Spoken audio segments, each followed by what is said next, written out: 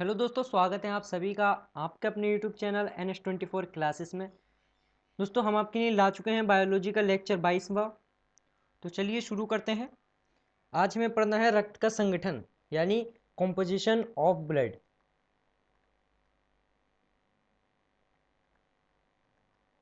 Composition of blood, Hindi में इसे कहेंगे रक्त का संगठन। क्या कहेंगे? रक्त का संगठन।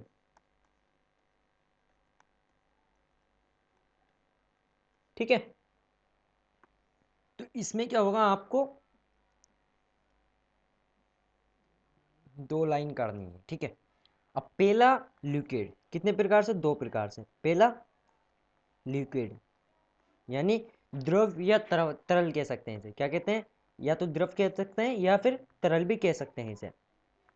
ठीक है, और दूसरा होता है सॉलिड।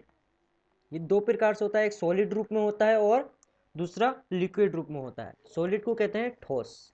क्या कहते हैं? ठोस। ठीक है, अब तरल में आपको लिखना है प्लाज्मा। तरल में अगर आपसे पूछ ले तरल क्या होता है, रक्त में जो होता है तरल किसके रूप में होता है, तो प्लाज्मा के रूप में।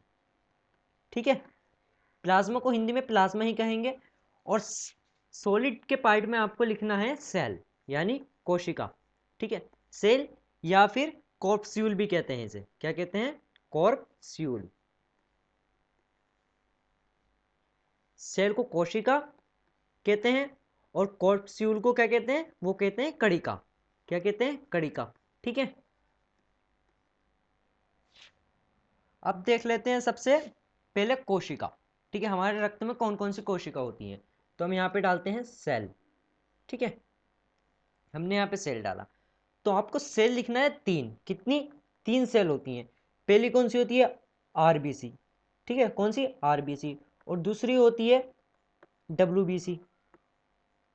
ठीक है, और तीसरी होती है प्लेटलेट्स। कौन सी? प्लेटलेट्स। यहाँ तक क्लियर? अब ऑप्शन ये आता है आरबीसी की फुल फॉर्म क्या होती है, तो आपका आंसर होगा रेड ब्लड सेल्स। कौन सी? Red blood cell. ठीक है, और डब्ल्यूबीसी की पूछ ले तो व्हाइट ब्लड सेल्स यानी श्वेत रुधिर कोशिका।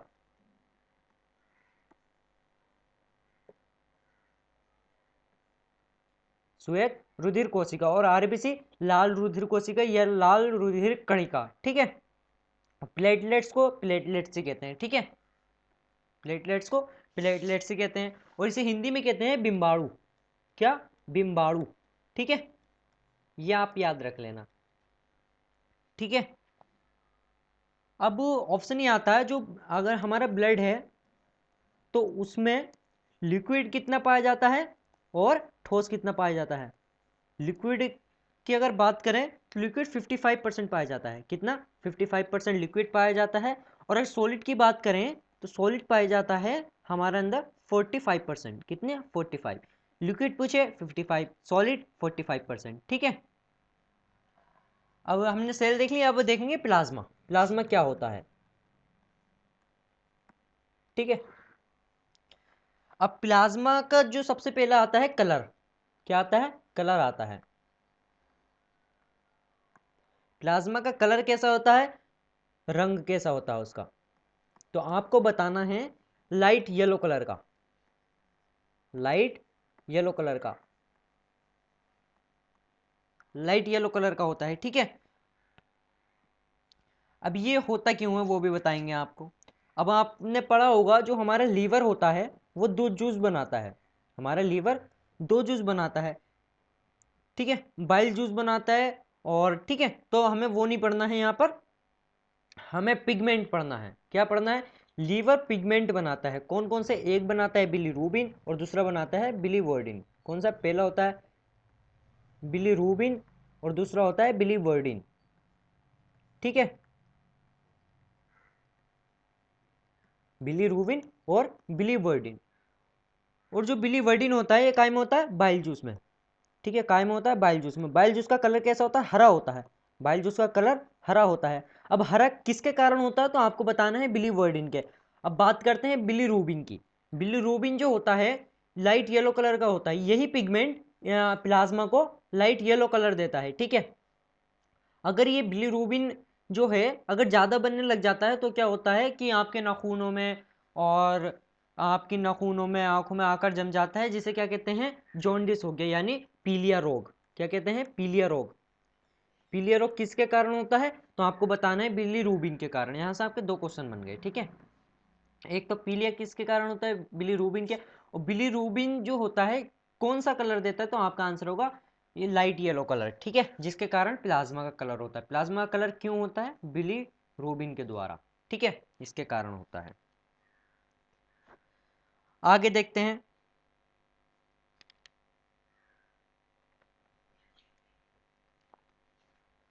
अब देखेंगे हम कॉम्पोजिशन ऑफ प्लाज्मा। क्या देखेंगे, कॉम्पोजिशन ऑफ प्लाज्मा।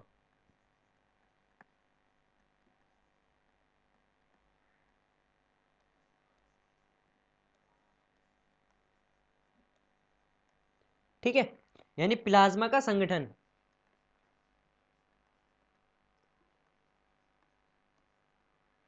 प्लाज्मा का संगठन, ठीक है। अब प्लाज्मा में क्या क्या होता है, तो आपको बताना है। अगर पूछ लें आपसे प्लाज्मा में क्या क्या होता है, तो आपको बताना है। एक तो होता है वाटर, ठीक है, क्या होता है, वाटर यानी पानी। अब कितने परसेंट होता है पानी, तो आपको बताना है पानी होता है 90%। कितना, 90%। प्लाज्मा में 90% पानी होता है। उसके बाद में होता है ग्लूकोज, ठीक है, क्या होता है, ग्लूकोज, ठीक है, ग्लूकोज या मिनरल्स, ठीक है, ग्लूकोज या मिनरल्स, ठीक है। अब ये कितने परसेंट होता है, ये होता है 1% में। कितने परसेंट में, 1% में ये होते हैं, ठीक है। और उसके बाद में आता है आपका प्रोटीन। क्या, प्रोटीन। अब प्रोटीन कितने परसेंट में होता है, बचे हुए 9% में, ठीक है, क्योंकि 90% प्लस 9% कितने हो गए, 99% प्लस 1 हो गया 100%, ठीक है। अब हम प्रोटीन भी देखेंगे, प्रोटीन कौन कौन सा होता है। और ग्लूकोज हो गया आपका, वाटर हो गया, ठीक है, वाटर हो गया, ग्लूकोज और मिनरल्स हो गया। मिनरल्स में कौन कौन हो सकते हैं, जैसे मैग्नीशियम, कैल्शियम, सोडियम, ठीक है, NaCl भी हो सकता, सोडियम क्लोराइड, ठीक है, और कार्ब वो कैल्शियम भी होता है, ठीक है। अब हम प्रोटीन के बारे में देखते हैं। प्रोटीन कौन कौन सी होती हैं, इसमें जो होती हैं 5 प्रोटीन होती हैं। कितनी, 5 प्रोटीन, ठीक है, 5 प्रोटीन होती हैं। पहली कौन सी होती है, तो हम पहली देखते हैं। पहली होती है थ्रोम्बीन। कौन सी, थ्रोम्बीन। पहली होती है आपकी थ्रोम्बीन, जिसे हिंदी में थ्रोम्बीन ही कहेंगे, ठीक है, पहली हो गई।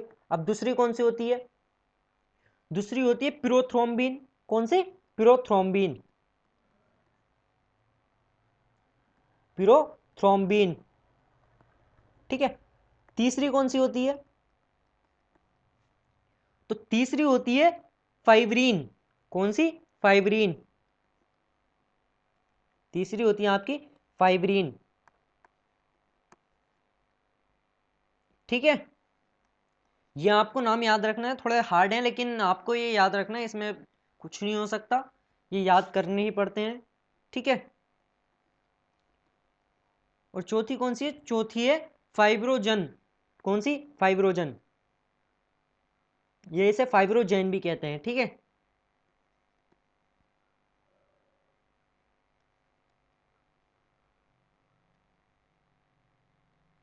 ये इसी का नाम है, ठीक है, फाइब्रोजीन या फाइब्रोजन, ठीक है।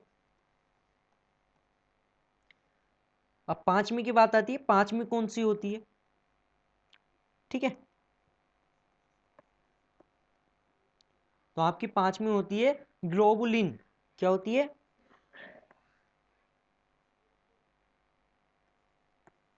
ग्लोबुलिन, ठीक है।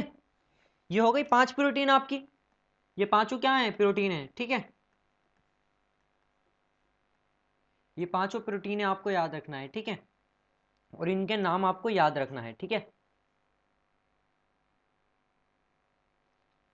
चलिए आगे देखते हैं। अब एक बात ये आपको बता दूं, जो खून का थक्का जमाने के लिए मेन प्रोटीन होती है, पहले तो देखो कई चीज़ें चाहिए होती हैं उसके लिए। एक होता है विटामिन के चाहिए होता है, ठीक है। उसके बाद में और भी चाहिए होता है, वो हम आपको आगे बताएंगे, ठीक है, वो हम आपको सब पढ़ाएंगे। तो सबसे मेन जो होती है प्रोटीन भी चाहिए होती है उसके लिए। तो सबसे मेन प्रोटीन कौन सी होती है खून का थक्का जमाने के लिए? थक्का जमाने के लिए ये वाली प्रोटीन चाहिए होती है, चौथी कौन सी? फाइब्रिनोजन, ठीक है। कौन सी? फाइब्रिनोजन, ठीक है। थक्का जमाने के लिए, थक्का जमाने के लिए, ठीक है। बाकी आगे हम पढ़ेंगे सब डीपली, ठीक है। अब और देखते हैं, अब वाटर क्या करता है, ठीक है। हमने ये देख लिया, हमने ये तो प्रोटीन तो देख ली, लेकिन वाटर भी तो होता है, वाटर क्या करता है अब, ठीक है। अब हम वाटर देखेंगे। तो वाटर के पार्ट पे आपको लिखना है, पहले जो है ये शरीर के तापमान को नियंत्रित करता है, ये रेगुलेट करता है तापमान को, it regulate temperature in our body, ठीक है।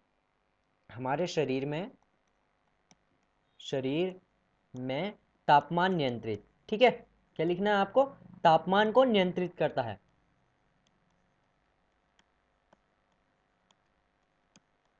तापमान को नियंत्रित करता है, ठीक है। अब दूसरा देखते हैं, एक मिनट रुक जाइए,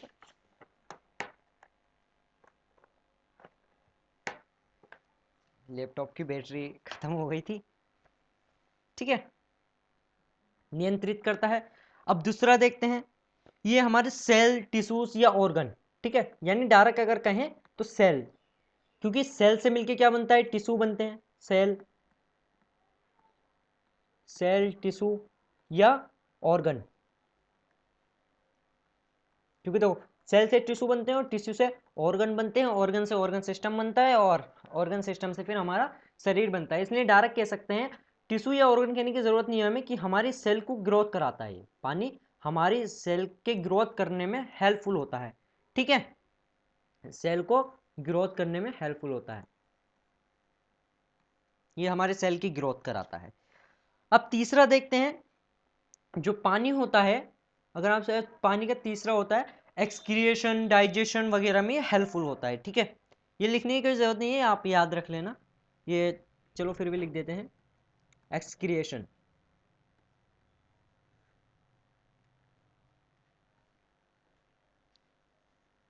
एक्सक्रिएशन में हेल्पफुल होता है, ये डाइजेशन में, इन दोनों में ये हेल्पफुल होता है, ठीक है। यहां तक ठीक है आपका? अब आपको बता दूं, ये पानी होता है वाटर। एक सवाल बनता है क्या पानी से ऑक्सीजन मिलता है? तो आपका आंसर होगा पानी से ऑक्सीजन नहीं मिलता, ठीक है। पानी में ऑक्सीजन होता है क्योंकि H2O है, क्योंकि O जो है ऑक्सीजन है, O जो है ऑक्सीजन है, लेकिन ये ऑक्सीजन से हमें ऑक्सीजन नहीं मिलता, मतलब पानी से, ठीक है। पानी से हमें ऑक्सीजन नहीं मिलता, क्योंकि जो हमारे फेफड़े हैं वो इस लायक नहीं है कि वो मतलब पानी से ऑक्सीजन ले सकें, ठीक है। नहीं तो इंसान जो होता है समुद्र में अगर डूब जाए तो वो मरेगा ही नहीं फिर, क्योंकि उसे ऑक्सीजन तो मिलेगा, और सांस लेने के लिए क्या चाहिए? ऑक्सीजन चाहिए, ठीक है। इसलिए जो होता है इंसान मर जाता है। लेकिन जो मछली होती है, मछली गलफड़े से सांस लेती है, उसके जो गलफड़े होते हैं वो H2O यानी पानी से ऑक्सीजन ले सकते हैं, ठीक है। आगे देखते हैं, अब ग्लूकोज देखते हैं, तीसरा क्या था? ग्लूकोज, ठीक है।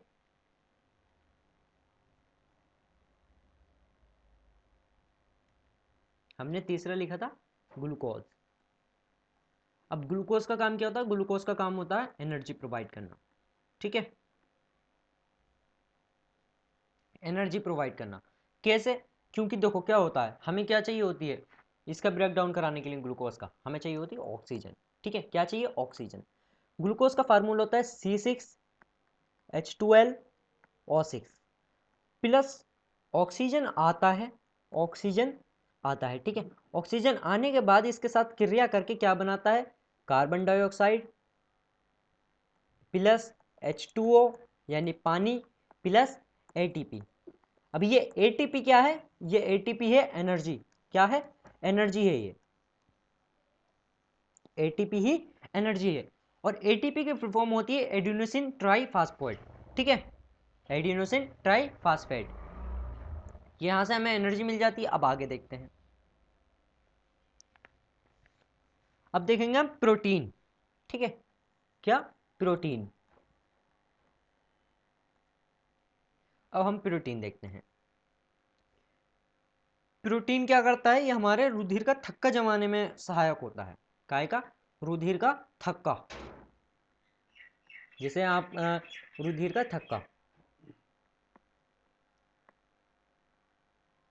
अभी क्या होता है आपको अच्छे से समझाता हूं मैं। ठीक है, देखो मानो आप कहीं खड़े हो और आपके चोट लग गई। ठीक है, आपके कहीं खड़े हो और आपके चोट लग गई। ठीक है, ये मानो आपका हाथ है। अब यहाँ से जो है खून बह रहा है। क्या बह रहा है? खून बह रहा है। ठीक है, अब इसके बाद में क्या होगा? खून थोड़ी देर बहेगा और थोड़ी देर बहने के बाद खुद ही अपने आप रुक जाएगा।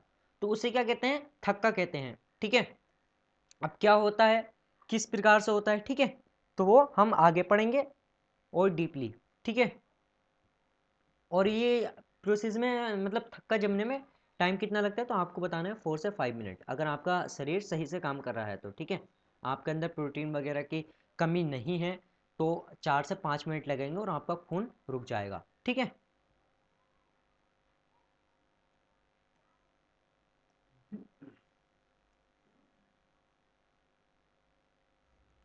यहाँ तक ठीक है। अब आगे देखते हैं।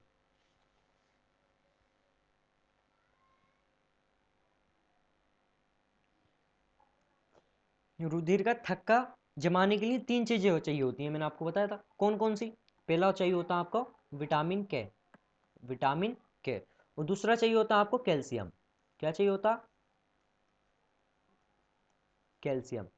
और तीसरा क्या चाहिए होता है आपको? तीसरा चाहिए होती है आपको प्रोटीन। प्रोटीन चाहिए होती है। ठीक है, और मैंने आपको बताया था मेन कौन सी प्रोटीन होती है, जो सबसे मेन होती है खून का थक्का जमाने में, तो वो होती है आपकी फाइब्रोजिनोजन। ठीक है, फाइब्रिनोजन। ठीक है, सबसे मेन होती है प्रोटीन। आगे देखते हैं।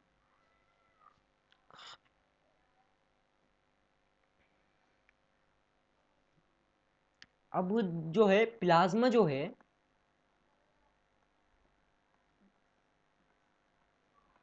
ग्लूकोज का ट्रांसपोर्ट भी करता है। ग्लूकोज का ट्रांसपोर्ट क्या करता है? ग्लूकोज का ट्रांसपोर्ट करता है। ठीक है, ग्लूकोज का ट्रांसपोर्ट भी करता है। ये आपको टर्म याद रख लेना है। ठीक है, अब इसके बाद देखते हैं। अब अगर आपसे पूछ ले, जो रक्त होता है हमारा यानी ब्लड, उसकी पीएच वैल्यू क्या होती है? ठीक है, कितनी? अगर आपसे पीएच वैल्यू पूछ ले तो आपका आंसर होगा 7.4। कितना? 7.4। ठीक है, 7.4 आपके जो ब्लड होता है उसकी पीएच वैल्यू होती है। ठीक है, पोटेंशियल ऑफ हाइड्रोजन। ठीक है,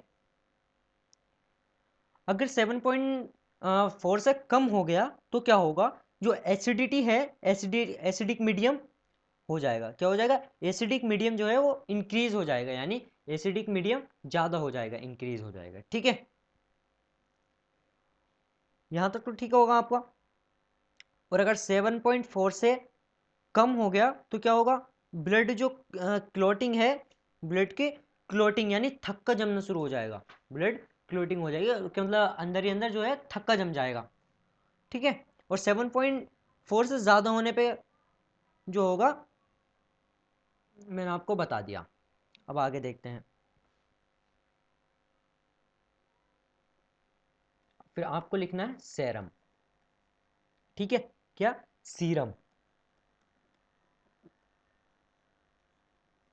ठीक है,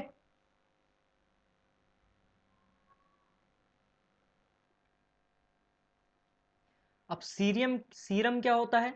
तो सीरम वो भाग होता है जो ब्लड का क्लोटिंग नहीं कराता, यानी ब्लड का थक्का नहीं जम पाता। ब्लड ब्लड क्लॉटिंग नहीं कराता। ठीक है, अब क्यों नहीं कराता? ठीक है, तो प्लाज्मा में से अगर ये सबसे पहले तो ये देखते हैं होता क्या है ये। ठीक है, ये तो मैं भूल गया। ठीक है, क्या होता है? तो जो प्लाज्मा होता है, ठीक है, आपका प्लाज्मा है। अब प्लाज्मा में से जो मेन ब्लड क्लॉटिंग प्रोटीन है, ठीक है, कौन सी, फाइब्रोजीन, ठीक है। अगर फाइब्रोजीन निकाल दें प्लाज्मा में से, अगर फाइब्रोजीन निकाल दें तो जितना भाग बचेगा उसे क्या कहेंगे, सीरम कहेंगे, ठीक है। प्लाज्मा में से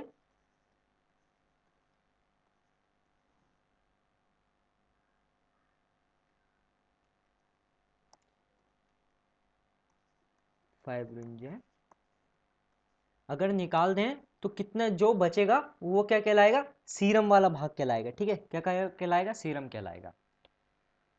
अब आगे देखते हैं, हमने पढ़ लिया, ठीक है, क्या पढ़ लिया, प्लाज्मा तो हमने पढ़ लिया, प्लाज्मा कॉम्पोजिशन। अब हमने दो पढ़ा था ब्लड कॉम्पोजिशन ऑफ ब्लड में, यानी जो रुधिर का संगठन था उसमें दो पढ़ा था। पहला पढ़ा था लिक्विड, ठीक है, क्या पढ़ा था, लिक्विड देखा था, और दूसरा ठोस यानी सॉलिड। तो अब हम सॉलिड देखेंगे। हम लिक्विड में क्या कौन सा था, प्लाज्मा, लिक्विड में प्लाज्मा था, हमने प्लाज्मा तो पढ़ लिया। अब हम पढ़ेंगे जो कोशिका होती हैं, यानी सेल्स होती हैं, कोशिका यानी सेल्स होती हैं, ठीक है। अब आगे देखते हैं। अब हम सेल्स में हमें सबसे पहले डालना है आरबीसी। कौन सी, आरबीसी यानी रेड ब्लड सेल्स, ठीक है, रेड ब्लड सेल, लाल रुधिर कणिका या कोशिका। अब आरबीसी का अगर नाम पूछें आपसे, आरबीसी का तो ये हमें तो पता है आरबीसी का नाम आरबीसी है, लेकिन अगर पूछ ले डॉक्टर की लैंग्वेज में क्या होता है, क्या होता है डॉक्टर की लैंग्वेज में, तो आपको बताना है इरिथ्रोसाइट्स। क्या बताना है आपको, इरिथ्रोसाइड,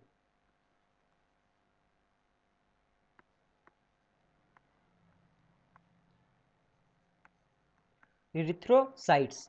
अब साइट्स जहां भी देखें, साइट्स का मतलब होता है सेल, ठीक है, क्योंकि हमने सेल वाले पार्ट में पढ़ा था सेल के दिन को क्या कहते हैं, साइटोलॉजी। तो साइटो यहाँ पे दिख रहा है आपको, साइट्स, ठीक है, ये क्या इसका मतलब होता है सेल्स, ठीक है। और इरिथ्रो का ये इसका मतलब होता है, जो आपको पहला टर्म दिख रहा है, इरिथ्रो का मतलब होता है लाल, क्या होता है, लाल, ठीक है।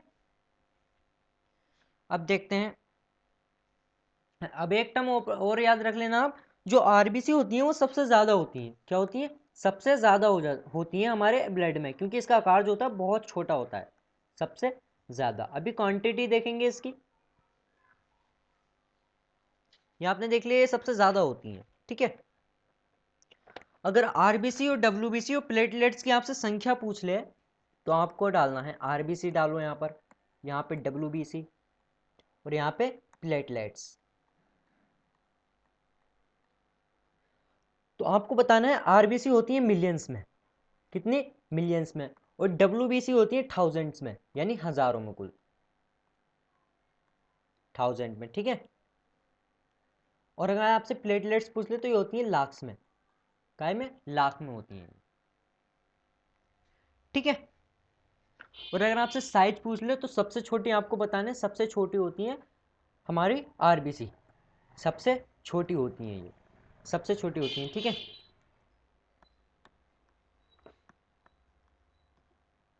सबसे छोटी। अगर इससे बड़ी पूछ ले तो कौन सी होती है, प्लेटलेट्स, प्लेटलेट्स मीडियम होती है, कौन सी, मीडियम। और सबसे बड़ी पूछ ले तो आपको बताना है आरबीसी, सबसे बड़ी, सबसे बड़ी, ठीक है।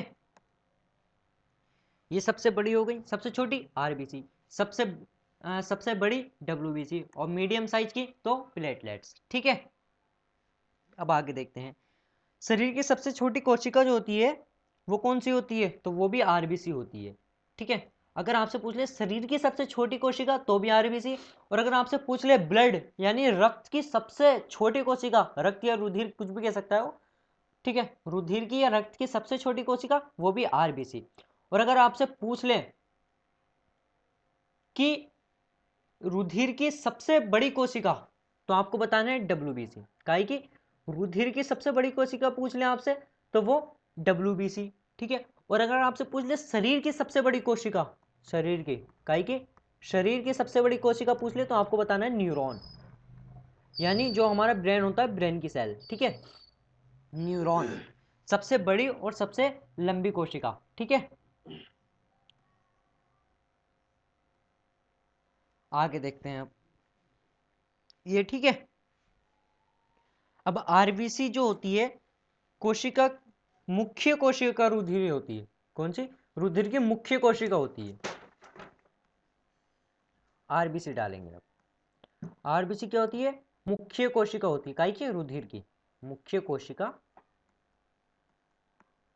होती है, रुधिर की। यहां तक क्लियर है? अब आगे देखते हैं। और अगर आपसे पूछ लीजिए पाई कितनी जाती हैं, ठीक है, पाई कितनी जाती हैं, तो आपको बताना है ये मेल में पाई जाती हैं आपकी 4.5 से 5.5 मिलियन, 4.5 से 5.5 मिलियन, ठीक है। और फीमेल की बात करें आप तो फीमेल में पाई जाती हैं ये फीमेल, ठीक है। फीमेल में पाई जाती है 4 से 4.5, 4 से 4.5 मिलियन, ठीक है। मिलियन में पाई जाती हैं ये, यहां तक ठीक है। अब ये काम क्या करती हैं? ये ऑक्सीजन का ट्रांसपोर्ट करती हैं। काय का? ऑक्सीजन का ट्रांसपोर्ट करती हैं, ठीक है। ऑक्सीजन का ट्रांसपोर्ट ट्रांसपोर्ट कौन करती हैं? तो आपको बताना है आरबीसी ट्रांसपोर्ट, ठीक है।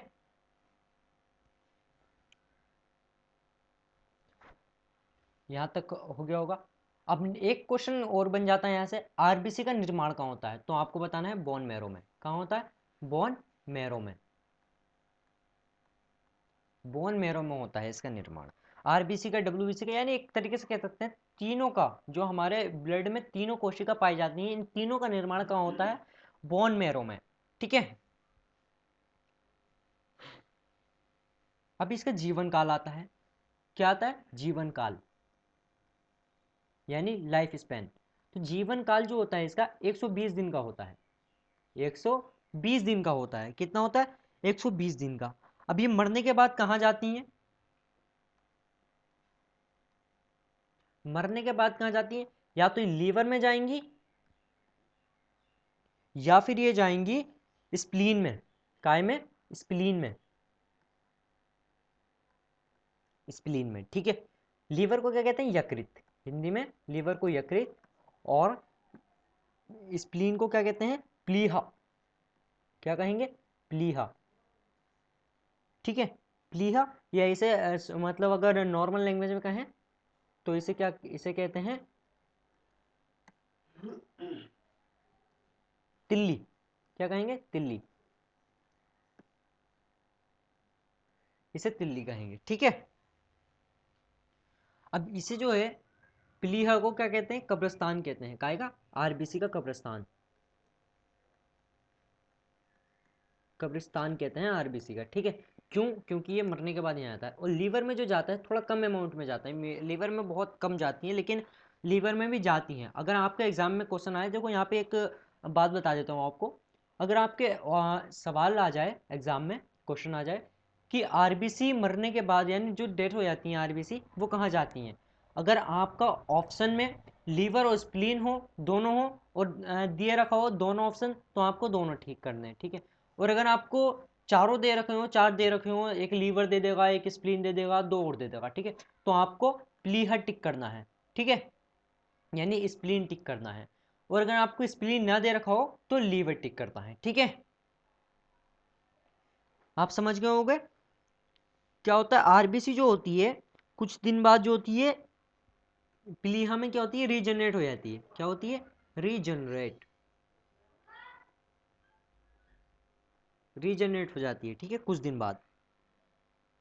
और क्या होती है? इसके पास स्टोर हो जाती है। क्या हो जाती है? रीजनरेट होने के बाद में स्टोर हो जाती है। और जब कुछ दिनों बाद हमारे शरीर को इसके आरबीसी की ज़रूरत पड़ती है तो क्या होती है? वापस आ जाती है, ठीक है। और आपको बता दूं जो आरबीसी की सेल होती है, ये आरबीसी क्या है? कोशिका है। रेड ब्लड सेल्स, ठीक है, सेल्स मतलब कोशिका, ये कोशिका है। हर सेल में कोशिका में एक केंद्रक पाया जाता है, क्या पाया जाता है? केंद्रक, जिसे कहते हैं न्यूक्लियस। ठीक है। और आरबीसी इकलौती ऐसी कोशिका है जिसमें केंद्रक नहीं पाया जाता है, केंद्रक नहीं पाया जाता है। ठीक है, ये कोशिका है, क्योंकि जब भी डॉक्टर को अध्ययन वगैरह करना होता है सेल का, तो क्या करते हैं? आरबीसी को नहीं उठाते हैं। आरबीसी को क्यों नहीं उठाते हैं? क्योंकि उसमें केंद्रक नहीं होता है। ठीक है, और ये इसमें तो केंद्रक नहीं होता आरबीसी में, लेकिन जो स्तनधारी होते हैं उसमें एक अपवाद है। क्या अपवाद है? जो आपका ऊंट होता है ना, ऊंट, ऊंट और लामा, लामे क्या होता है? एक छोटा ऊंट ही होता है एक तरीके से। ठीक है, ऊंट की जो कोशिका होती है, मतलब ऊंट का ब्लड है, ब्लड में क्या होती है? सेल होती है, आरबीसी। ऊंट की आरबीसी में ये पाई जाती है, केंद्रक पाया जाता है। आरबीसी की कोशिका में केंद्रक पाया जाता है। ठीक है, ये आपको बस ये याद रखना है। बाकी आपको याद रखना है कि जो आरबीसी है, आरबीसी की सेल में केंद्रक नहीं पाया जाता। लेकिन अगर पूछ ले ऊंट की, ऊंट जो होता है, ऊंट के रक्त की आरबीसी में, तो आपको बताना है पाया जाता है केंद्रक। अब इसका शेप कैसा होता है, यानी इसका शेप कैसा होता है, इसका आकार कैसा होता है? शेप यानी आकार। ठीक है, तो आपको बताना है इसका आकार होता है अंडाकार, यानी बाइकॉनकैव। कैसा? बाइकॉनकैव, यानी अंडाकार। ठीक है, यहां तक। अब हम पढ़ेंगे आरबीसी के फंक्शंस। ठीक है, यहां आपको डालना है आरबीसी। ठीक है, रेड ब्लड सेल्स, आरबीसी का आपको फंक्शन डालना है। ठीक है, अब इसका कार्य क्या होता है? फंक्शन। ठीक है, यानी कार्य। अगर इसकी कमी हो गई तो क्या होगा, हमारे शरीर में ज्यादा हो गई तो क्या होगा, वो अब हम सब पढ़ेंगे। ठीक है, सबसे पहले आपको डालना है इसके कार्य में ये ऑक्सीजन और आपका कार्बन डाइऑक्साइड यानी CO2 का ट्रांसपोर्ट करती है। ऑक्सीजन और कार्बन डाइऑक्साइड का ट्रांसपोर्ट करती है क्या? ठीक है, यहां तक ठीक है आपका? इसने ट्रांसपोर्ट कर दिया। अब कैसे करती है? ठीक है, तो इसमें होता है हीमोग्लोबिन। क्या होता है? हीमोग्लोबिन। ठीक है, अब जो हीमोग्लोबिन है वो ट्रांसपोर्ट करता है। कैसे? जो हीमोग्लोबिन है, ये माना आपका हीमोग्लोबिन है, Hb। ठीक है, अब Hb से आके क्या जुड़ेगा? ऑक्सीजन जुड़ेगा। ठीक है, तो क्या बन जाएगा? तो आपका बन जाएगा HbO2। ठीक है, क्या आएगा? HbO2। अब ये जो होता है हमारे शरीर में आरबीसी, मतलब आरबीसी काय में होती है? रक्त में। काय में? ब्लड में होती है। ठीक है, और जो ब्लड होता है यानी रक्त, वो हमारे शरीर में पूरे दिन, पूरी रात, यानी हर टाइम क्या करता रहता है? सर्कुलेट करता रहता है, चक्कर काटता रहता है। काय का? हमारे रक्त का। ठीक है, वो चक्कर काटता रहता है। तो क्या होता है, ये पूरे शरीर में जो है ऑक्सीजन, यही प्रक्रिया करता है। हीमोग्लोबिन से H2O जुड़ जाता है तो बन जाता है HbO2। ठीक है, Hb का मतलब है यहाँ पर हीमोग्लोबिन। ठीक है, Hb का मतलब है यहाँ पे हीमोग्लोबिन। यहाँ तक ठीक है? उसके बाद क्या होता है? ऑक्सीजन हमारे शरीर सेल के पास गया। हमारे सेल के पास क्या था? ग्लूकोज। ठीक है, क्या था? ग्लूकोज। ये क्या करेगा? ग्लूकोज का ब्रेक डाउन करा देगा। ग्लूकोज का ब्रेक डाउन किस तरीके से कराएगा वो आपको पता होगा, क्योंकि कई बार हम बता चुके हैं। अब इतनी बार बताने की शायद जरूरत नहीं, लेकिन फिर भी बता देता हूँ। चलो, ग्लूकोज होता है C6H12O6 प्लस उसमें ऑक्सीजन मिलता है O2, तो बनाता है CO2 plus H2O plus ATP। ATP क्या होती है? एनर्जी। ATP से हमें एनर्जी मिलती है हमारे सेल को, जो फिर कार्बन डाइऑक्साइड होती है, हमारे शरीर में किसी काम की नहीं होती है। क्या? Carbon dioxide. तो जो हीमोग्लोबिन है फिर क्या करता है? इससे क्रिया करता है CO2। तो ये क्या बनाता है? HbCO2। HbCO2। ठीक है, ये ऑक्सीजन को लाता है और कार्बन डाइऑक्साइड को साथ में ले जाता है। ठीक है, जो क्योंकि कार्बन डाइऑक्साइड हमारे शरीर में किसी काम की नहीं, ऑक्सीजन तो काम की है। क्यों है? क्योंकि ऑक्सीजन जो है ग्लूकोज का ब्रेकडाउन करा रही है, और ग्लूकोज का ब्रेकडाउन क्यों हो रहा है? क्योंकि हमें एनर्जी चाहिए। ठीक है, यहां तक क्लियर है आपको? ठीक है,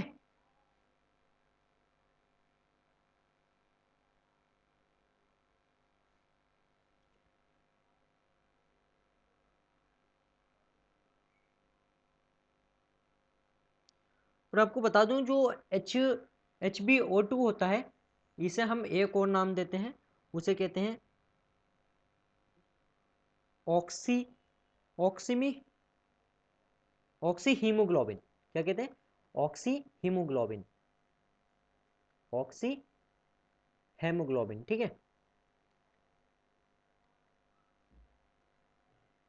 ऑक्सी हेमोग्लोबिन, ऑक्सी हीमोग्लोबिन भी कहते हैं। ठीक है, अब आगे देखते हैं। अब आपसे पूछ लेगा मनुष्य शरीर में जो ऑक्सीजन होता है वो किस रूप में पाया जाता है, तो आपको बताना है HbO2। ठीक है, कौन से रूप में? HbO2। ठीक है, और मनुष्य शरीर में कार्बन डाइऑक्साइड काय में पाया जाता है, तो आपको बताना है HbCO2। ठीक है, यहाँ तक ठीक है आपका। अब आगे देखते हैं। अब देख लेते हैं कि अगर ये कमी हो गई तो या डिसीज़ क्या होगी, या फिर ज़्यादा हो गई तो क्या कमी होगी हमारे शरीर में, कौन कौन सी हमें बीमारी हो जाएंगी इसके कमी या ज़्यादा होने से। ठीक है, तो ये नॉर्मल जितनी होती है उससे अगर कम हो गई तो क्या होगा, और ज़्यादा हो गई तो क्या होगा। तो सबसे पहले देख लेते हैं आरबीसी कम होने से क्या होगा। आरबीसी कम का चिन्ह लगा दिया। अगर कम होगी तो क्या होगा? कम होगी तो एनीमिया हो जाएगा। क्या हो जाएगा? एनीमिया। एनीमिया क्या होती है? एनीमिया होती है खून की कमी, यानी जो रुधिर होता है, रुधिर की कमी, खून की कमी। वो एनीमिया क्या होता है आपको ऑलरेडी बता चुके हैं, अगर आपने पहले की वीडियो नहीं देखी तो जाइए और वीडियो को देख लेना, लिंक आपको डिस्क्रिप्शन में मिल जाएगा, लास्ट में इस वीडियो के बाद देख लेना। ठीक है, अब देख लेते हैं सेकेंड। पहली बीमारी हो गई, अब देख लेते हैं दूसरी बीमारी क्या होगी। अगर इसमें क्या होगा, जो आरबीसी है अगर ज़्यादा हो गई तो क्या होगा। अगर ज़्यादा हो गई तो क्या होगा, तो एक बीमारी होती है जिसे कहते हैं पॉलीसाइथेमिया। क्या कहते हैं? Polycythaemia, polycythaemia, polycythaemia. पॉलीसाइथेमिया क्या होता है? पॉली का मतलब होता है ज़्यादा। ठीक है, पॉली का मतलब क्या होता है? ज़्यादा। आपने पढ़ा होगा डाई, मोनो या फिर पॉली, क्योंकि डाई का मतलब होता है दो, मोनो का मतलब होता है सिंगल। ठीक है, मोनो, डाई, ट्राई, उसके बाद में क्या होता है? पॉली स्टार्ट हो जाता है, ज़्यादा। पॉली का मतलब होता है ज़्यादा। और साइथेमिया क्या होता है? साइथेमिया भी एक प्रकार से क्या होता है, तो मैं इस बीमारी के बारे में बता दूंगा आपको पहले। तो पॉलीसाइथेमिया में क्या होता है, जो आरबीसी होती है ज़्यादा बन जाती है। अब ज़्यादा बनती है तो ये क्या होती है, खुद में फटने लग जाती है। ज़्यादा बनेंगे तो हमारे शरीर में फटने लग जाएंगे, और ये फटते फटते अपने आप को इतना फाड़ लेती हैं, मतलब फट जाती हैं कि जो होती है आरबीसी की कमी हो जाती है हमारे शरीर में। आरबीसी की कमी यानी खून की कमी, जिसे फिर क्या कहते हैं? खून की कमी कहते हैं। इसे भी क्या कहते हैं? खून की कमी। इसे भी खून की कमी ही कहते हैं। क्या कहते हैं? खून की कमी। यहां तक ठीक है आपका? अब देखते हैं तीसरी। तीसरी बीमारी कौन सी होती है? तीसरी बीमारी आपको लिखना है सिकल सेल अनीमिया। क्या? Sickle cell anaemia, sickle cell anaemia. ठीक है, सिकल इसका मतलब क्या होता है? हाशिया। सिकल का मतलब होता है हाशिया। अब इसमें क्या होता है, आरबीसी का जो आकार होता है वो अनिश्चित हो जाता है। आरबीसी का आकार जो होता है, आरबीसी का आकार अनिश्चित हो जाता है। आरबीसी का आकार जो होता है अनिश्चित हो जाता है, उसका कोई मतलब एक शेप नहीं रहता, वो कैसी होनी चाहिए या कैसी होगी। ठीक है, कभी क्या होता है इस प्रकार से हो जाता है, वो जो हाशिया होता है ना, कभी थोड़ा इस प्रकार से हो जाता है। ठीक है, आरबीसी का मतलब जो आकार होता है यानी शेप, क्या कहते हैं? शेप। ठीक है, यहाँ तक ठीक है। अब चौथी बीमारी देखते हैं। चौथी क्या होती है? चौथी होती है थैलेसेमिया। क्या होती है? थैलेसेमिया। चौथी होती है थैलेसेमिया। अब थैलेसेमिया जो होती है नॉर्मली बच्चों में देखने को मिल जाती है, यानी जो 12 साल तक के बच्चे होते हैं ना, ज़्यादातर ये बच्चों में देखने को मिल जाती है, क्योंकि जो 12 साल तक के बच्चे होते हैं उन्हें होती है। कितने? 12 साल तक के, 12 ईयर, ठीक है। अब इसमें क्या होता है, जो आरबीसी का जीवन काल होता है, ठीक है, आरबीसी का जीवन काल होता है, नॉर्मली होता है 120 दिन। कितना होता है? नॉर्मली जो होता है 120 दिन होता है, 120 डेज। अब इसमें क्या होता है, इस बीमारी में आरबीसी का जो जीवन काल होता है वो घटकर कितना हो जाता है, 50 से 60 दिन। कितना? 50 से 60 दिन, या 60 से 70 दिन भी हो जाता है, ठीक है। तो इस बीमारी को क्या कहते हैं? थैलेसेमिया, ठीक है। इसमें क्या होता है, जो ब्लड डोनेट करते हैं बच्चों को, तो फिर उनसे उनकी जान बच जाती है। अगर आप के अंदर रक्त जो है सही मात्रा में बन रहा है और आपका हीमोग्लोबिन सही आ रहा है, तो आपको डोनेट करने की ज़रूरत है, ठीक है। हमने आरबीसी पढ़ लिया, अब हम नेक्स्ट डालेंगे हम डब्ल्यूबीसी। डब्ल्यूबीसी यानी वाइट ब्लड सेल्स। कौन सी? White blood cells, white blood cell, ठीक है, वाइट ब्लड सेल।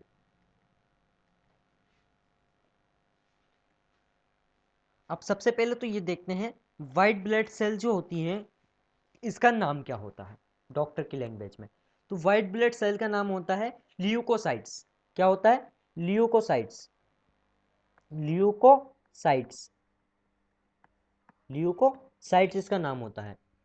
हिंदी में भी इसे ल्यूकोसाइट्स ही कहते हैं, ठीक है। आपसे पूछे ये कितनी पाई जाती है, मेल में कितनी पाई जाती है और फीमेल में कितनी पाई जाती हैं, ठीक है, मेल और फीमेल। तो आपको बताना है मेल और फीमेल में दोनों एक समान पाई जाती हैं, यानी 1000 में पाई जाती हैं, ठीक है। और कितनी पाई जाती हैं? तो ये पाई जाती हैं 8000 से 10000। कितनी? 8000 से 10000, ठीक है। ये मेल और फीमेल में एक ही पाई जाती है, ठीक है, 8 से 10000 के बीच पाई जाती हैं, यहाँ तक, ठीक है। अब आगे देखते हैं, इनका लाइफ स्पैन की बात आती है कि इनका जीवन काल कितना होता है। क्या? जीवन काल, जीवन काल। तो इनका जीवन काल कितना होता है? 2 से 4 दिन। कितना? 2 से 4 दिन, 2 से 4 दिन, ठीक है, 2 से 4 दिन। और अगर आपसे आरबीसी और डब्ल्यूबीसी का अनुपात पूछ ले, यानी आरबीसी और अनुपात डब्ल्यूबीसी, तो आपको बताना है इसका अनुपात होता है 600:1। कितना? 600:1। बात आती है इसके आकार की, इसका आकार। तो इसका आकार कोई निश्चित आकार नहीं होता है, इसका जो आकार होता है वो अनिश्चित होता है। क्या होता है? अनिश्चित। ये कभी अपने आप को कैसे कर लेती है, कभी कैसे कर लेती है। क्यों? क्योंकि वो उसका कारण क्या होता है वो भी हम आपको बताएंगे अभी, ठीक है। ये अनिश्चित आकार की होती है,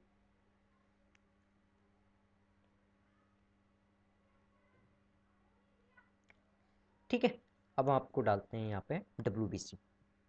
अब डब्ल्यूबीसी के फंक्शन देखते हैं, यानी इसके कार्य। इसके कार्य क्या होते हैं डब्ल्यूबीसी के? तो ये देखेंगे आप। सबसे पहले आपको डालना है इम्यूनिटी। ये क्या करता है? हमें जो रोग होते हैं रोगों से लड़ने की क्षमता देता है। क्या करता है? रोगों से लड़ने की क्षमता, जिसे क्या कहते हैं? इम्यूनिटी। आपने पढ़ा होगा इम्यून सिस्टम स्ट्रांग होना चाहिए, तो वही इम्यून है ये, ठीक है। यानी रोगों से लड़ने की क्षमता, रोगों से लड़ने की क्षमता,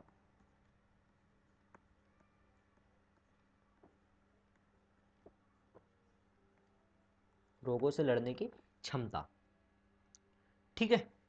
और इसे जो कहते हैं, इसे एक और कहते हैं, इसे एक नाम और देते हैं डब्ल्यूबीसी को, वो कहते हैं फेगोसाइटिक सेल, ठीक है। और इसमें कौन सी प्रक्रिया होती है? इसमें एक प्रक्रिया होती है जिसे कहते हैं फेगोसाइटिसिस। क्या कहते हैं? फेगो सॉरी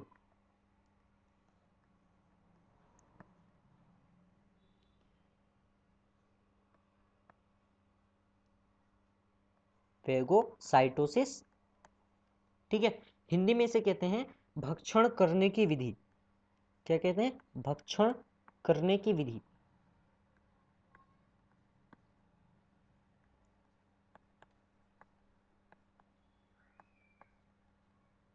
भक्षण करने की विधि। ठीक है, अब ये क्या होती है भक्षण करने की विधि, तो ये देखते हैं। माना आपकी ये कोई सेल है, इसका आकार तो अनिश्चित होता है, तो किसी भी प्रकार से हो सकती है। ठीक है, ये जो होती है किसी भी प्रकार से हो सकती है। ये आपकी सेल है। ठीक है, ये इसमें केंद्रक है, न्यूक्लियस। ठीक है, क्या है, केंद्रक। ठीक है, अब केंद्रक के और जो सेल मेम्ब्रेन होती है उसके बीच में क्या होता है, एक लिक्विड होता है। क्या होता है, एक लिक्विड भरा होता है, जिसे क्या कहते हैं, तो उसे कहते हैं कोशिका द्रव। क्या कहते हैं, कोशिका द्रव। ठीक है, इसे क्या कहेंगे, कोशिका द्रव। वो हमने सेल वाले भाग में पढ़ा था। ठीक है, कोशिका द्रव। अब ये क्या होती है, जैसे यहाँ से कोई वायरस आया, माना यहाँ पे कोई बाहर से जो है वायरस आ गया। आपको रोग कब होता है, जब कोई बाहर से कोई वायरस आता है। ये कोई वायरस है, क्या है, वायरस है। ये चलो बैक्टीरिया मान लो। ठीक है, क्या है, बैक्टीरिया। ये कोई बैक्टीरिया है, ये कोई बैक्टीरिया है। ठीक है, अब ये क्या करेगी, इसे देख के जो है ये अपना आकार जो है अनिश्चित कर लेगी। पहले ये ऐसी थी, अब इसे मिटान देता हूँ। ठीक है, अब ये क्या करेगी, ये जो है यूं इस प्रकार से बन जाएगी, और इसके यूं करके इस प्रकार से बन जाएगी। ठीक है, इस प्रकार से बनेगी, और क्या करेगी, पहले दूसरी पहली बार में कैसी थी, सीधी थी, दूसरी बार में इस प्रकार से बन गई। ठीक है, और तीसरी बार में क्या करेगी, जो बैक्टीरिया है ये, इसे क्या करेगी, इसे जो है अपने अंदर ले लेगी। ठीक है, और क्या करेगी, इसमें क्या होता है, कोशिका द्रव, और ये वहां पर मर जाएगा। ठीक है, और इसे अब मतलब ये कह सकते हैं कि जो सेल है ये खा गई इसे, बैक्टीरिया को। ठीक है, अब देखेंगे हम टाइप ऑफ डब्ल्यूबीसी। क्या, type of WBC, type of WBC यानी डब्ल्यूबीसी के प्रकार, सी के प्रकार। अब डब्ल्यूबीसी के प्रकार में आपको डालना है, ये दो प्रकार की होती हैं। ठीक है, पहला आपको ये और दूसरा ये। ठीक है, तो पहली कौन सी होती है, आपको लिखना है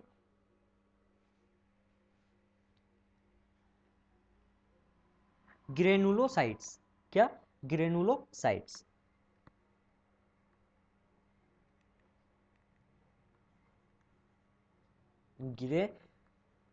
ग्रेनुलोसाइट्स।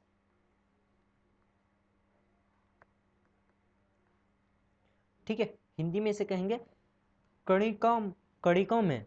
क्या कहेंगे, कणिका में, कणिका में। ठीक है, और दूसरा आपको डालना है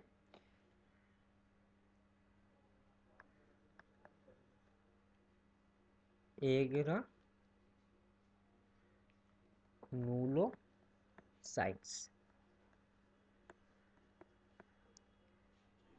और हिंदी में। ठीक है, क्या कहेंगे, पहला है ग्रेनुलोसाइट्स और दूसरा है एग्रानुलोसाइट्स। ठीक है, अब इसमें कितने प्रकार के, इसमें आपको डालना है, ये भी 3 प्रकार की होती है। पहला क्या कौन सा होता है, पहला आपको डालना है इसमें बेसोफिल।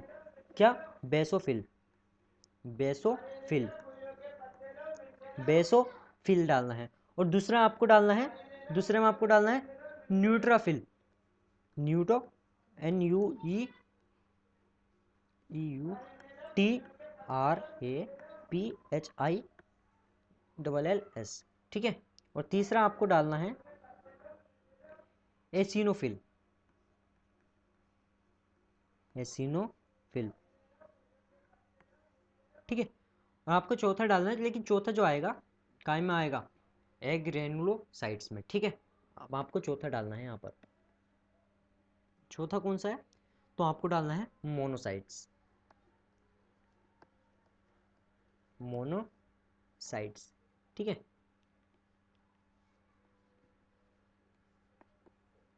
मोनोसाइट्स। ठीक है, और आपको 5 में डालना है आपका, आपको 5 में डालना है लिम्फोसाइट्स,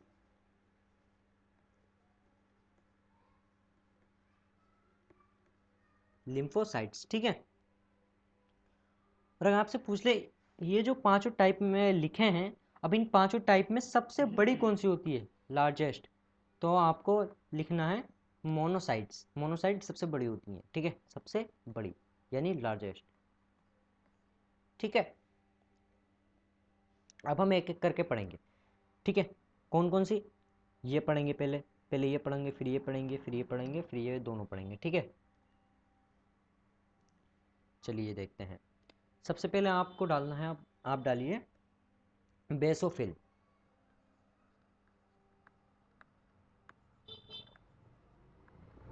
बेसोफिल, ठीक है, बेसोफिल। अब ये क्या करती हैं, ये कितने प्रकार की होती हैं, तो आपको लिखना है ये भी 3 प्रकार की होती हैं। सबसे पहले आपको लिखेंगे आप, ये एंटीक्लोटिन प्रोटीन होती है। ठीक है, ये क्या होती है, ये एंटीक्लोटिन प्रोटीन का काम करती है। एंटीक्लोटिन,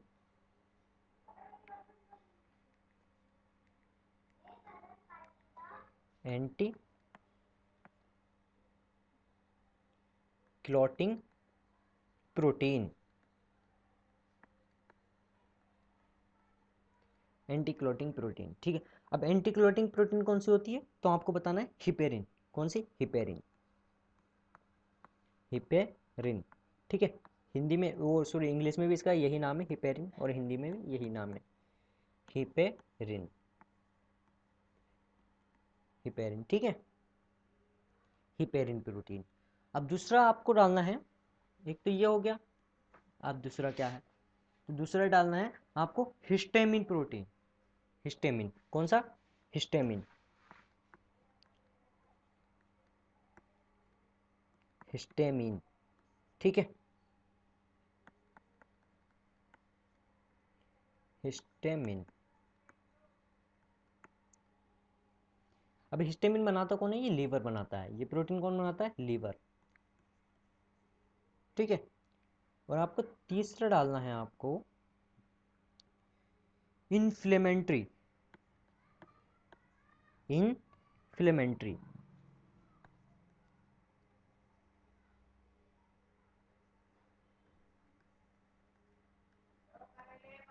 ठीक है, इन्फ्लेमेंट्री। अब आगे देखते हैं।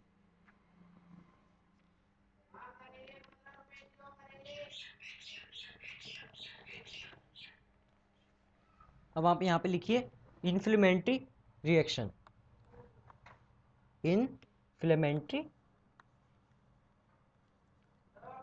Inflammatory reaction, inflammatory reaction. ठीक है, इतने डाल दिया। अब इसमें क्या होता है, जो सेल होती हैं वो डेड हो जाती हैं। कहाँ क्या हो जाती हैं, डेड हो जाती हैं। आपसे पूछ लिया कहाँ होती है WBC डेड, तो ये जो होती है हमारे रुधिर जो होता है, रक्त यानी ब्लड, ये हमारे रुधिर में डेड हो जाती है, हमारे ब्लड में डेड हो जाती है। ठीक है, अब आपको दूसरा टाइप डालना है। हमने एक टाइप पढ़ लिया, ठीक है, हमने ये पढ़ लिया, हमने एक पढ़ लिया। अब आपको दूसरा डालना है न्यूट्रोफिल्स। कौन सा, न्यूट्रोफिल्स। ठीक है, न्यूट्रोफिल्स। ठीक है,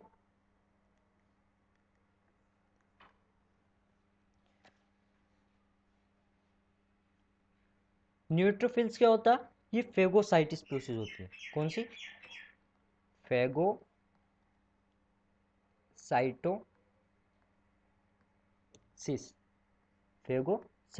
फेगोसाइटोसिस प्रोसेस क्या होती है, मैंने आपको बता दिया कैसे कि जो बाहर से बैक्टीरिया वगैरह आता है उसे हमारे WBC किस प्रकार से मारती है। ठीक है,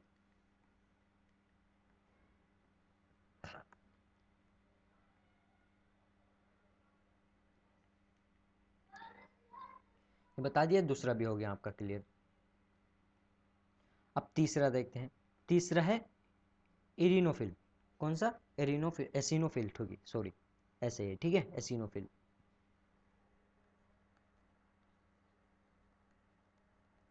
एसिनोफिल। ठीक है, एसिनोफिल क्या होती है, ये एलर्जी के टाइम पे काम करती है। कौन काय पे, एलर्जी के, जब आपको एलर्जी हो जाती है, आपने बाहर से कुछ खाया और वो आपको सूट नहीं किया, तो आपको क्या होगा, जैसे एलर्जी हो जाती है, या फिर कह सकते हैं जब वायरस आते हैं बाहर से उसके टाइम काम करती है, वायरस के या एलर्जी के टाइम पे काम करती है। ठीक है, अब चौथा आपको डालना है, चौथा यानी मोनोसाइट्स। ठीक है, मोनोसाइट्स और लिम्फोसाइट, ये हम दोनों एक साथ पढ़ने हैं। सबसे पहले आपको डालना है मोनोसाइट्स, मोनोसाइट्स प्लस लिम्फोसाइट्स, ये दोनों एक साथ मिलकर काम करती हैं, इसलिए इसे जो है एक जगह पे लिखवाया, लिम्फोसाइट्स। ठीक है, अब ये क्या काम करती हैं, जो पोलियो वगैरह होता है इसे क्या कहते हैं, मेमोरी सेल भी कहते हैं, मेमोरी सेल बन जाती हैं। ठीक है, जैसे माना आपके बचपन में टीके लगे होंगे, क्या होता है, टीके, टीके या डायरेक्ट पोलियो होता, पोलियो होता, आपने पोलियो की दवाई पी होगी, पोलियो की आपने दवाई पी, क्यों पी, ताकि भविष्य में आगे चलकर कभी आपको पोलियो ना हो। पोलियो किसके कारण होता है, पोलियो होता है पोलियो वायरस की वजह से। कैसे, पोलियो पोलियो के वायरस की वजह से होता है। अब क्या होता है, जो पोलियो का वायरस होता है वो मतलब पोलियो की दवाई आपको दी जाती है। ठीक है, तो क्या होता है, लिम्फोसाइड और मोनोसाइड दोनों एक साथ क्या करती हैं, मेमोरी सेल बनाती हैं। क्या बनाती हैं, मेमोरी सेल, मेमोरी सेल बना लेती हैं। और क्या होता है, इन्हें याद रहता है। अब भविष्य में यदि पोलियो का वायरस आपके शरीर में कभी भी एंटर करता है, तो क्या होता है, मेमोरी सेल के पास उसकी पहचान होती है। क्या होती है, पहचान होती है, और ये सेल क्या होती हैं, निर्देश देती हैं और पोलियो वायरस को मार देती हैं। ठीक है, इस प्रकार से काम कर पाती हैं। इस प्रकार से जो होता है, आप पोलियो की दवाई पीते हो तो भविष्य में आपको पोलियो नहीं होता है। ठीक है, इतना ठीक है यहाँ पे दोस्तों। तो आज के लिए बस इतना ही। अगर आपको ये वीडियो पसंद आया हो तो लाइक करें, कमेंट करके हमें बताएं आपको ये वीडियो कैसा लगा, और अपने दोस्तों के साथ शेयर करें। अगर आपने अभी तक चैनल को सब्सक्राइब नहीं किया है तो सब्सक्राइब करें, सब्सक्राइब करने के बाद बेल आइकन भी दबा दें। और थैंक्स फॉर वॉचिंग।